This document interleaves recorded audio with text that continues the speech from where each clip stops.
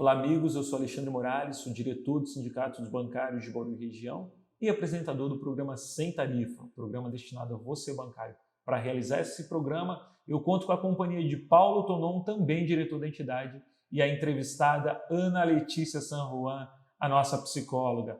Muito boa tarde, meus amigos. Ótimo programa a todos. Tonon, uma verdadeira epidemia que toma conta da categoria. São mais de 4 mil bancários. A gente sabe isso, agravando a saúde e pedindo para sair porque realmente não aguenta mais no dia a dia no banco. Está cada vez mais estressante? Não, tá horrível, né, pessoal? E é importante falar, esse número de 4 mil é apenas nos 4 primeiros meses do ano, né? Então, de janeiro a abril, mais de 4 mil pessoas pediram a conta. E é por isso que a gente está fazendo esse programa com a Ana, né, Alexandre? Porque tem uma razão e a gente sabe qual que é, né? Está insuportável trabalhar em banco. Realmente, é cada dia mais difícil. Ana, a sobrecarga de trabalho ela é existente em várias categorias, mas aí na sua experiência de atendimento aqui com os bancários, parece que é ainda pior na nossa categoria? Infelizmente, né, Alexandre? O que a gente percebia há um tempo atrás, não sei precisar exatamente, mas quando eu era criança, por exemplo, né, faz só um pouquinho de tempo, trabalhar em banco era sinal de status, né? O trabalho no banco geralmente era visto como algo superior, algo que dava um status mesmo, profissional, pessoal, né? Porque garantia algumas coisas que na maior parte dos trabalhadores, para a maior parte dos trabalhadores, não era garantida, né? Os bons salários e tinha pessoas que falavam assim, eu vou trabalhar de salto, né? Então, tinha uma certa estrutura que era oferecida, e que eu acho que vocês comentaram no programa com a Mari, né? A questão do acolhimento dos bancários. Então, tinha todo um processo, assim, para poder se tornar esse profissional que era interessante para as pessoas, chamava atenção, era um motivo de ascensão social e tudo mais. Hoje, isso se perdeu bastante, né? Então, as pessoas estão trabalhando com um nível de estresse muito alto, né? Demandas absurdas, né? Então, uma quantidade enorme de trabalho, não só de volume de trabalho, mas de diferentes tipos de trabalho. Então, a pessoa tem que executar muitas tarefas ao mesmo tempo, e ela não dá conta. Então, é o celular que fica ali tocando, e ela tem que atender um cliente, e o cliente que chega, e é o gerente que fica pressionando para bater meta. Então, hoje em dia, a gente não lida só com o ambiente insalubre, né? Mas é todo um conjunto de coisas, como salário, o próprio ambiente, enfim, diversos fatores que fazem com que essa profissão bancária não seja mais desejada como era antigamente, né? Que é muito triste. Falou a palavra certa, né? Deixou de ser algo desejável, né, Tonon? E a gente visitando aí as agências, conversamos inclusive na Fenaban. Fenaban tem lá as suas desculpas, falou, não, realmente o mercado está agressivo, estão captando, mas a gente sabe que não é só isso, né? A gente tem tido aí casos de assédio, episódios de assédio, a Caixa Econômica, Banco do Brasil, banco privado, né? E é cada vez mais difícil. Na época, por exemplo, do seu pai, o banco era uma coisa, hoje o banco é uma coisa totalmente diferente. Queria que você falasse um pouquinho, Tonon, desse novo modelo que eles querem implementar, o que eles querem fazer com as agências bancárias? Primeiro eu vou fazer uma divergência em relação ao que a Ana falou, porque eu tenho uma opinião um pouquinho diferente. Eu ainda acho que é um emprego desejável, porque quem está fora não imagina o que o bancário passa. Sim. Então, assim, eu acho que quem vê de longe, tanto que a gente vê, né, Alexandre?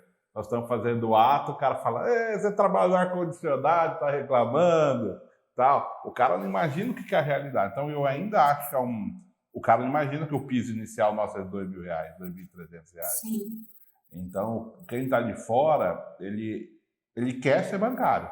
Tanto que você vê, pinta uma vaga, a quantidade de amigos, nossas amigas, pergunta como vai para entrar em banco, que as pessoas não têm noção. Então, é só essa correção que eu ia fazer, que eu ainda acho que é algo desejável. Agora, qual que é a realidade? A realidade é essa.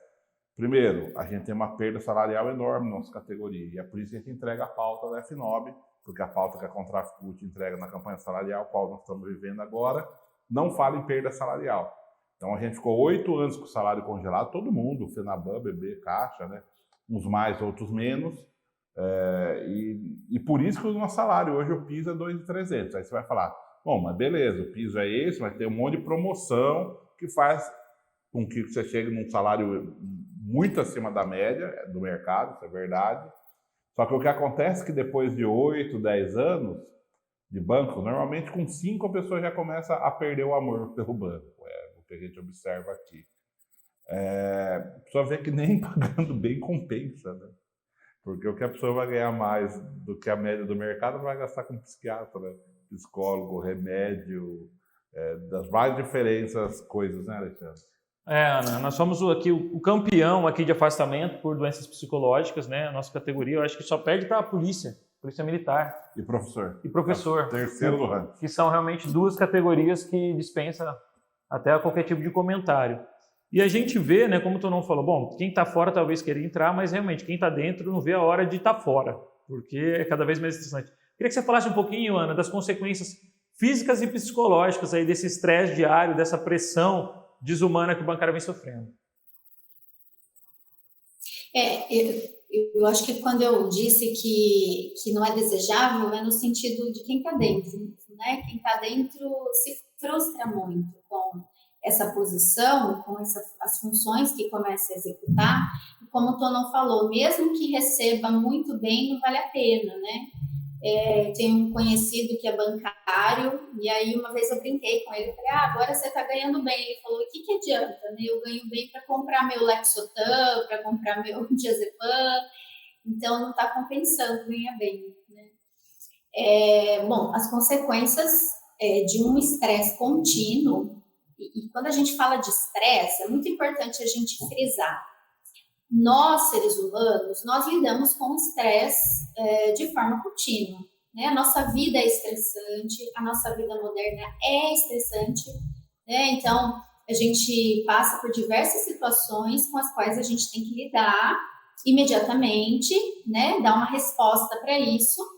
E geralmente são situações estressantes, né? Diferente de quando a gente morava lá no sítio, quando as pessoas tinham uma vida um pouco mais pacata, que o estresse era bem menor. Não que não existisse, mas era bem menor. Hoje a gente tem que lidar com diversas demandas. Então é muito comum a gente lidar com estresse, né? Que são situações que tiram a gente do nosso equilíbrio, da nossa homeostase, e fazem com que a gente necessite ter uma reação imediata e prática, geralmente, né? O problema é que viver em constante estresse faz com que o meu cérebro nunca desligue, né? Então, eu vou entrar, assim, eu preciso ter um momento do meu dia em que eu fique alerta, em estado de alerta, para eu trabalhar, para eu executar minhas atividades, eu estudar, fazer uma academia, cuidar dos filhos, sei lá o quê. Mas, em algum momento, eu preciso descansar. A questão é que com o estresse constante e essas altas demandas, essas altas exigências, fazem com que a pessoa nunca descanse, nunca relaxe, nunca desligue. Esse é o problema. A consequência de um estresse que nunca acaba é a estafa, né? Então, a estafa é o estresse crônico que a gente fala, né? É como quando a pessoa ela fica nesse estado de vigilância constante, que o cérebro nunca desliga e, portanto, nunca descansa. Então, uma pessoa que está sempre sempre excitada, né, com o cérebro sempre excitado, com o cérebro sempre pronto para reagir, é uma pessoa que vai ter problemas. E aí as consequências são inúmeras, né? Tanto esse estresse crônico, essa estafa, pode se tornar um transtorno do pânico, pode se transformar em crises de ansiedade, em agorafobia, situações mais específicas do ambiente de trabalho, por exemplo, né? Quanto pode se tornar uma depressão crônica, enfim, problemas físicos, orgânicos, né? Porque a gente está ali falando de transtornos psíquicos, mas a pessoa pode ter repercussões no organismo. Ela pode ter, por exemplo, problemas no intestino, né? Imagina uma pessoa que nunca desliga. É a pessoa que tem constipação crônica, ela não vai ao banheiro nunca, E aí ela pode ter consequências em relação a isso. Somatizações, que a gente fala, né? Então, problemas gastrointestinais, problemas enxaquecas, quadros de enxaquecas. Então, assim, são inúmeras consequências que vão atrapalhar muito a qualidade de vida da pessoa e, inclusive, o afastamento do trabalho, que é o que vocês comentaram, né? Ótimo, Ana. Vamos falar um pouquinho do afastamento, mas antes eu vou resgatar a pergunta que eu fiz para o Tonon. Ele falou lá que ele achava que as pessoas ainda desejavam, Tonon, mas você não falou do novo modelo. E eu queria falar um pouquinho do novo modelo, né, que os bancos estão implementando aí, essas verdadeiras lojinhas, né, ao invés das agências. Eu acho que isso também vai acabar pegando na saúde do bancário. Eu estou respondendo tudo diferente do que o Alexandre pergunta hoje, pessoal. Vamos lá, primeiro, modelo do banco, pessoal.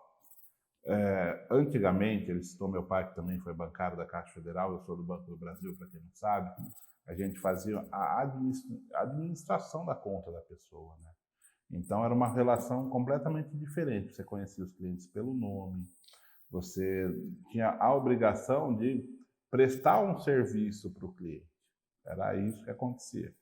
Hoje tem um serviço onde a gente é obrigado a vender produto para o cliente. Então, constantemente, o que guia o bancário não é mais a necessidade do cliente, é o que a gente tem que empurrar para o cliente.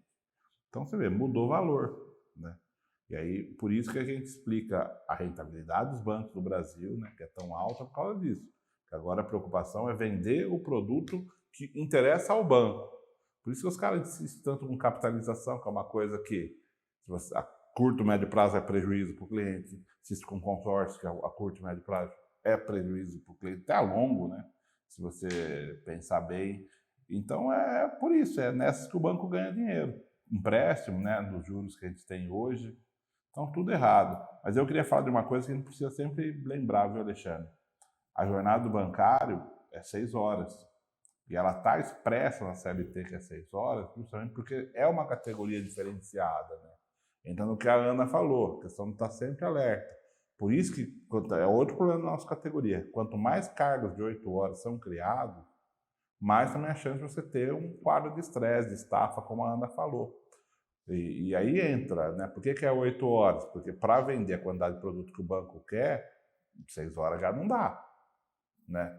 E aí o cara, por que não desliga? Porque ele tem uma meta de 100 consórcios na semana, ele fez 10 na segunda-feira. O cara já vai para casa pensando, pô, faltam 90. Então ele está lá na casa com a família dele pensando no dia de amanhã. E não vai, o cara não vai infartar, não, claro que vai. Não vai tomar leite só, claro que vai. Então é uma coisa que não tem fim. A gente brinca que banco não tem memória, né? Então é muita coisa errada junto, né, Ana e Alexandre? Sem dúvida. Ô, Ana, eu queria resgatar aqui com você. Você falou aí da procura por medicamentos, inclusive. A gente aqui não é contra medicamento, não, mas a gente sabe que em muitos casos a medicação crônica também é um problema, né? Queria que você falasse um pouquinho disso, porque o bancário, às vezes, ele procura o alívio. Ou na bebida, nós somos uma categoria que bebe demais. Você provavelmente aí nos atendimentos já deve ter deparado com isso. E a automedicação. E as pessoas começam a se medicar, muitas vezes não procuram um profissional e acabam ficando dependentes. E aí não é o melhor caminho. Eu queria que você falasse um pouquinho disso também. Só antes de comentar isso, né, eu achei interessante uma coisa que o Tonon falou, que é da questão dos valores, né? Essa história da lojinha aí do banco, ela tem repercutido de uma forma como mais um fator de estresse pelos bancários, né? Porque muitas pessoas têm uma facilidade muito grande de entrar nesse esquema do sistema capitalista, né? Ela se vê como um vendedor e ok, ela precisa vender produtos e tudo bem, né? Para ela se adequa a esse sistema. E aqui não existe uma crítica, né? A gente só está fazendo uma análise. Mas existem algumas pessoas que sofrem muito, então esse é um componente de sofrimento, é um elemento de sofrimento para essas pessoas, cujos valores são mais antigos, digamos assim, né? Então a pessoa tem que ir lá ligar para o seu José para oferecer um empréstimo para ele, e ela sabe, ela conhece o seu José, né? Isso acontece bastante nas cidades pequenas, né? Quando a gente atende os pacientes de cidades menores, eles falam muito sobre isso, né? Então eu ligo para o seu José e eu sei que o seu José é um aposentado e ele não precisa daquele empréstimo, ou até precisa, mas eu vou prejudicá-lo.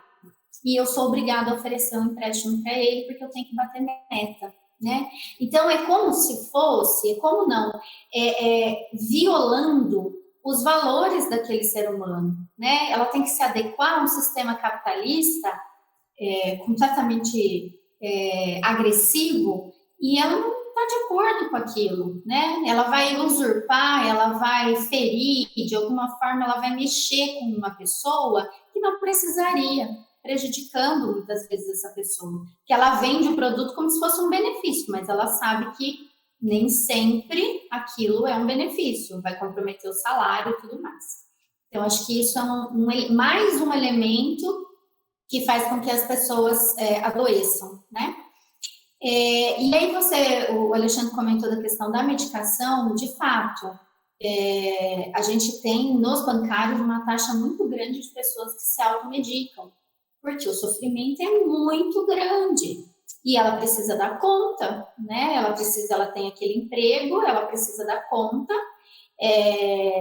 Muitas vezes elas até para sair para ir ao médico fica meio complicado, fica meio difícil, porque ela tem que entrar não sei que horas, e aí, né, as pessoas que fazem aquela jornada das 9 até as 3, que fica no meio do dia, né? São 6 horas, ok, mas ela não acha muito tempo para poder cuidar da própria saúde.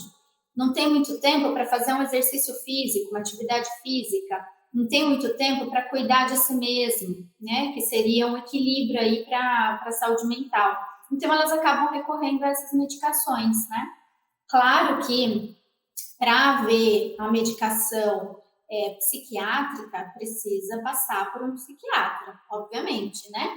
Mas muitas pessoas, às vezes, toma da mãe um remedinho que a mãe tem, um remedinho que a vizinha tem, né? Isso acontece muito.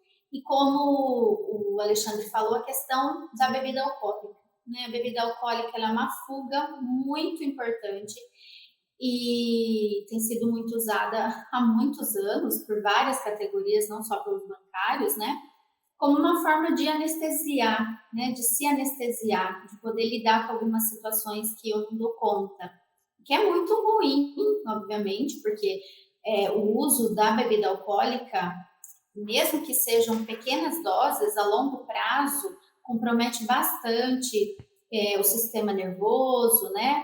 A agilidade é comprometida, a memória é comprometida, que são coisas que você precisa ter no trabalho. Então, no começo a pessoa se anestesia e ela consegue, de alguma forma, esquecer um pouco esse estresse. Mas conforme o tempo vai passando, ela vai perdendo algumas habilidades que ela precisa para o trabalho, e aí ela acaba ficando descartável também como funcionário. Então, isso é um tiro no pé, digamos assim. Né? Muito bom, Ana. Tonon, às vezes a pessoa ela não chega a pedir a demissão, mas ela pede, às vezes, o descomissionamento. Queria que você falasse disso também, porque é outra epidemia. Isso se dá muito nos bancos públicos, né? É isso aí, Alexandre. Só para finalizar o que a Ana falou, eu acho que é importante lembrar que nessa questão de valores existe uma contradição de 2 ou 3 gerações, principalmente dos bancos públicos que estão na ativa ainda, que o concurso não previa vendas, né? O meu edital mesmo, eu entrei em 2000, meu concurso de 2000, não previa vendas. E hoje eu sou obrigado a vender. Então, tem gente que se adapta a isso, tem gente que não. Inclusive, a gente usa essa discussão nas questões de descomissionamento quando o banco faz o descomissionamento. Mas o que está acontecendo hoje é justamente o que o Alexandre falou. Um banco público, você não pode pedir você pode pedir a conta, mas é mais raro, né? Como em bancos privados, que essas 4.000 demissões, a maioria é de banco privado. Né? Em banco público, o que você faz? Você abre mão das suas atribuições para ter menos responsabilidade e menos cobrança. Né? Então, é muito normal um gerente geral, um gerente de carteira, depois de certo tempo, vão falar, porra, não aguento mais, cara, vou voltar a ser escriturário, trabalhar 6 horas por dia, ficar, às vezes, até no atendimento entregando uma senha, fazer um serviço mais só para ter paz de espírito, né? Mesmo que tenha uma redução salarial brusca. Então, tudo é muito triste, né? E sempre vinculado com essa discussão de vendas e metas inatingíveis, né? Ô, Ana, a gente sabe que não é a solução, mas a gente consegue minimizar muitos dos problemas com esse atendimento psicológico que a gente está oferecendo. A gente já começou ele há algum tempo, os bancários estão elogiando bastante, inclusive o seu trabalho é sempre muito bem elogiado. Queria que você falasse um pouquinho novamente do nosso projeto. Tem fãs, a Ana tem fãs, que a gente já sabe. Resgatando aí novamente aí o nosso projeto, falar um pouquinho desse trabalho que está sendo realizado no sindicato. Uhum. O nosso trabalho se iniciou ano passado, né? E a gente criou esse projeto pensando, a diretoria pensando muito nessa saúde mental dos profissionais do banco, né? Foi um trabalho que começou na pandemia e por conta da pandemia, né? Porque as pessoas estavam, muitas trabalhando home office, e que é um estresse muito grande, porque a rotina da pessoa muda, né? As demandas mudam, a falta de conexão com os colegas de trabalho fica limitada, e uma ameaça, um sentimento de ameaça, né? Mesmo que nos bancos públicos, onde a demissão é um pouco mais difícil, né? Mas existe assim um temor que fica, né, na fantasia da pessoa de que algo ruim vai acontecer. Se ela voltar, será que ela vai voltar para o mesmo lugar, para o mesmo trabalho, para a mesma agência, para os mesmos colegas, né? Ou vai estar tudo diferente? Então, existiram, e acho que hoje diminuiu bastante, mas na pandemia esse medo era bem latente. Então, nós começamos a atender, dar esse apoio para os profissionais, né? Por meio dos plantões psicológicos. Então, a ideia é que a gente faça 5 sessões de atendimento pontuais, então pensando em questões bem relativas ao banco e ao sofrimento advindo do banco. E em casos em que a pessoa não conseguisse, tivesse com uma questão mais crônica, né? Crônica não diria, mas mais aguda, mais emergente, um sofrimento importante que ela não estaria conseguindo lidar. Então a gente prolongava, e ainda mantemos esse trabalho, né, prolongando um pouquinho os atendimentos. Eu particularmente, né, eu tenho uma parceira que é a Mariana, que entrou um pouquinho depois do projeto, justamente porque a gente não estava conseguindo dar conta das demandas, mas eu particularmente estou muito feliz com esse projeto. Eu acho que esse projeto é essencial. A gente não resolve, né? Porque a estrutura do banco é muito maior do que a gente dá conta. Mas a questão é como ajudar essas pessoas, esses bancários, a lidar com esse estresse do dia a dia. Separar algumas questões, o que é meu e o que é do outro, o que eu dou conta, o que eu não dou conta, né? E, enfim, eu acho que tem sido bastante exitosa essa experiência.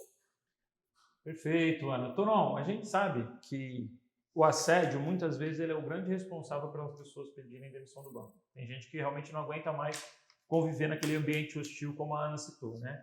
A pessoa adoece, depois ela volta para aquele mesmo ambiente, com os mesmos problemas, começa um loop infinito e ela não aguenta mais e pede para sair. O que a pessoa pode fazer antes de chegar nesse estágio, procurar o sindicato? Quais ferramentas, quais aí são os caminhos para ela ir fazer uma denúncia, né, conseguir dizer um não para esse assédio? O que a gente pode oferecer para não deixar chegar nesse caso de demissão? Exatamente isso. A gente tem várias ferramentas, além da própria ferramenta da estrutura da contratação das psicólogas. A gente está aqui para tentar dar o apoio possível ao bancário. Exemplos recentes. Itaú, com as mensagens às 6 da manhã, né? A gente fez e acabou. Intervimos, o regional, inclusive, parece que foi punido pelo banco, né? Pela prática. O caso do assédio na Caixa Federal, né? Que foi o tema do último programa, né? Você vê que caiu toda a diretoria. Aqui nós fizemos uma denúncia para o Ministério Público em relação ao assédio do regional, né? E com tudo isso, são medidas paliativas, porque a gente sempre fala, quem tem esse tipo de caráter, que pratica assédio, Você vai lá, dá uma acalmada, faz uma ameaça, torna público o caso, fala com a direção do banco, eles recuam. Passa 5 meses, 4 meses, volta a fazer tudo errado. Mas aí você tem um respiro para trabalhar e poder trabalhar em paz, digamos assim. Então use o sindicato, use os psicólogos do sindicato, não sofra sozinho, tá? A gente está ficando especialista também em atender bancário em crise, né, Alexandre? Infelizmente faz parte aí do nosso cotidiano, né? Não é só a Ana, não. A gente aqui também, a gente faz um pré-atendimento, né, Ana? E aí a gente consegue, com a colaboração de você, realmente devolver um pouquinho de qualidade de vida que é tão importante para as pessoas. Ana, você acompanhou, tenho certeza, uma pessoa antenada como você. Alexandre, eu estou preocupado com o horário. Eu já vou liberar ela, a gente já vai liberar ela. Você acompanhou, Ana, o caso de assédio na Caixa Econômica, né? Com certeza você viu isso. E é realmente de lamentar. Eu queria que você falasse um pouquinho desse governo atual do Brasil, né? E esse espírito que toma conta, né, desses assediadores, que essas figuras tão poderosas, elas têm, parece que uma obrigação de fazer mal para a população brasileira. Por que a psicologia fala sobre isso, Ana? Qual que é uma resposta, uma explicação para um presidente tão sem empatia como Jair Bolsonaro e esses líderes que hoje ocupam aí certas funções tão importantes na economia, nos bancos? Ai, que assuntozinho, hein?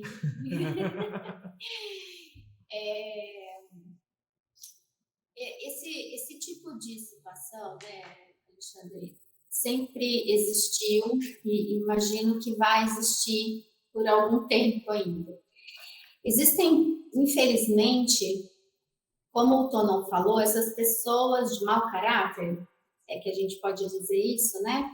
Mas são pessoas que se apropriam, que estão autorizadas, né, por uma cultura machista, né? Quando a gente fala de assédio, a gente tem o assédio sexual, mas a gente tem os outros tipos de assédio no trabalho que são inerentes à mesma lógica, uma lógica machista, coercitiva, né? Em que a pessoa que tem mais poder, ela se sente autorizada a fazer o que ela quiser, né?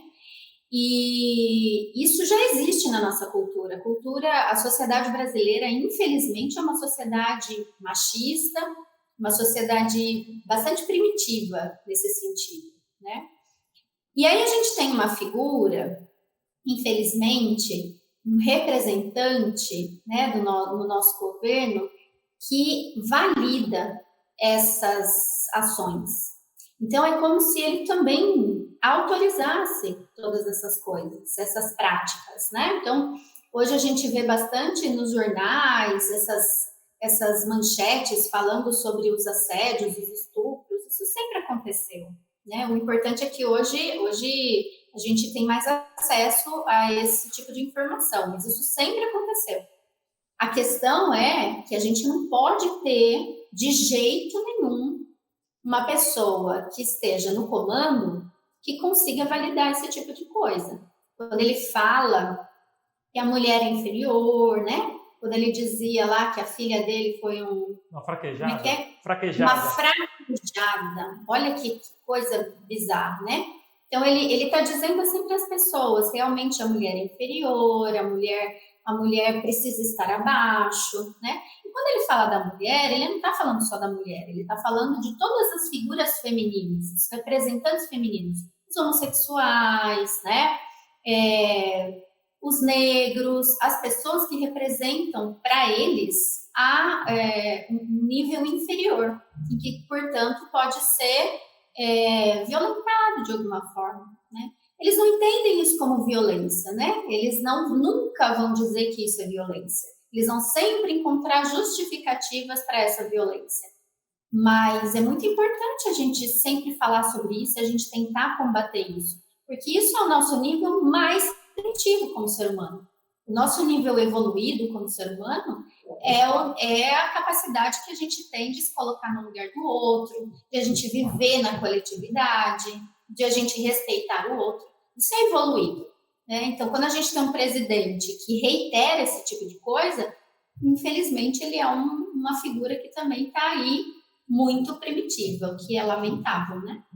Excelente resposta, né, Paulo Tonon? Acho que matou a pau, né? A falta de empatia do Bolsonaro demonstra o quão primitivo é esse presidente da República. Ana, muito obrigado pela sua participação, tá? A gente agradece realmente, mais uma vez você participando aqui do Sem Tarifa. Temos que falar, né? É pela visão do mundo, tudo isso que ela acabou de falar, que ela é a nossa psicóloga, né, Alexandre? É isso aí, não é só, né? Tem toda uma questão social, tu não fez até um coraçãozinho aqui, Ana, para realmente aqui agradecer. Nós estamos super satisfeitos aí com o seu trabalho, o trabalho da Mariana, mas realmente essa visão de mundo, né? Essa percepção, e eu sei que passa muito pela Unesp, né?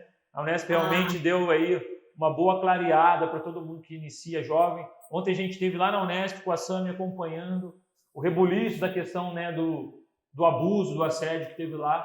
E realmente confesso que eu fiquei até emocionado de ver aquela juventude, né? E lembrei da nossa turma e o quanto que a Unesp foi importante e decisiva aí na carreira de todo mundo. Ana, obrigado mais uma vez, a gente agradece e tomara que existam outras oportunidades. Se não for no Sem Tarifa, pode ser numa atividade presencial aqui, que eu tenho certeza que realmente a categoria vai aproveitar muito do seu trabalho. Uma boa tarde e até a próxima. Obrigada, eu quero agradecer a todos vocês e principalmente aos bancários, é claro que a vocês, mas principalmente aos bancários que têm reconhecido o nosso trabalho, né? Realmente, Alexandre, é uma visão de mundo, né? Eu acho que é um pouquinho do que a gente já é e que a Unesp foi lapidando, mas eu acredito que a gente precisa, nesse mundo, o mundo já é tão difícil, né? A gente precisa colaborar com o outro, dar a mão para o outro. E o meu trabalho tem sido nesse sentido. Então, eu fico muito feliz que vocês apoiam a gente para que a gente continue sempre um auxiliando o outro. Muito obrigada. Valeu, Ana. Então, nós vamos para aquela hora do programa onde a gente vai escolher aí, né, os pontos positivos e os pontos negativos da semana. Vamos lá, com você. Não tá fácil hoje, né, Alexandre? A gente fez um evento aqui ontem com mais de 100 pessoas. Até o vídeo vai estar disponível ainda hoje no canal do sindicato no YouTube, com a Sâmia, com o Glauber, deputados, com o Raul Marcelo, que é candidato também, pré-candidato a deputado estadual, mais um monte de gente de setores tão diferentes, né, Alexandre? Foi muito gostoso ver um monte de gente com esperança no olhar, com vontade de mudar, vontade de militar, colocar o Brasil no eixo, né, Alexandre? Porque tá fogo, né, para falar o português claro, né, velho? Tá cada vez mais difícil, né? Essa semana a gente foi surpreendido por um assassinato, né? Um fanático, um lunático bolsonarista invadiu uma festa, um aniversário onde as pessoas celebravam aí mais um ano de vida. Infelizmente, essas pessoas que se dizem aí pró-família, pró-vida, são capazes de cometer aberrações como essa. O presidente da República não lamentou o fato, fez uma nota super curta e ainda culpabilizando a esquerda por toda essa escalada de violência que ele mesmo promove e tem a cara de pau, né, de depois jogar do outro lado. Então, assim, é de se lamentar. Eu acho que esse realmente foi um dos pontos negativos da semana, né, Torão? Um ponto positivo você já falou. Mas parece incrível, Alexandre. Quando a gente achou que o fundo do poço era o cara invadir a festa de aniversário do outro, matar o outro, simplesmente porque tinha a bandeira do Lula lá na festa de aniversário.